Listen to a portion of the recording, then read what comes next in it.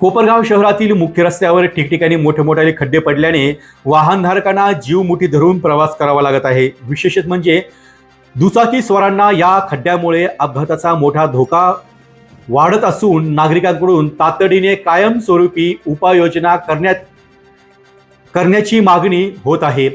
दरम्यान पावसाळा सुरू झाल्यानंतर कोपरगाव नगरपालिकेने खड्डे बुजवण्याचे काम हाती घेतले आहे। मात्र ऐन पावसात डांबर टाकून खड्डे बुजवण्याचा अजब प्रकार सुरू असल्याने या कामाच्या दर्जावर प्रश्नचिन्ह उपस्थित केले जात आहे।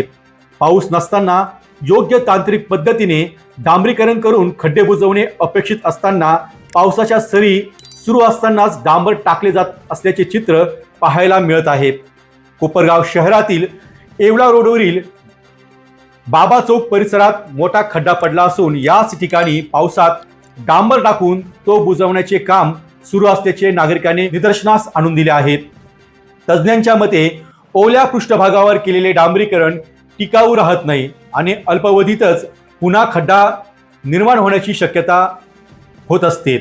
या प्रकारामुळे नगरपालिकेच्या कामकाजाबाबत नागरिकांमध्ये संताप आणि आश्चर्य व्यक्त होत आहे।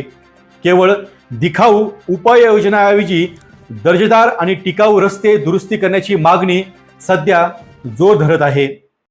डी न्यूज वृत्तवाहिनी सामाजिक, शैक्षणिक, राजकीय, धार्मिक, सहकार, सांस्कृतिक, कृषी या सर्व चालू घडामोडींचा वेध घेणारी वृत्तवाहिनी डी न्यूज वृत्तवाहिनी, वेध वर्तमानाचा।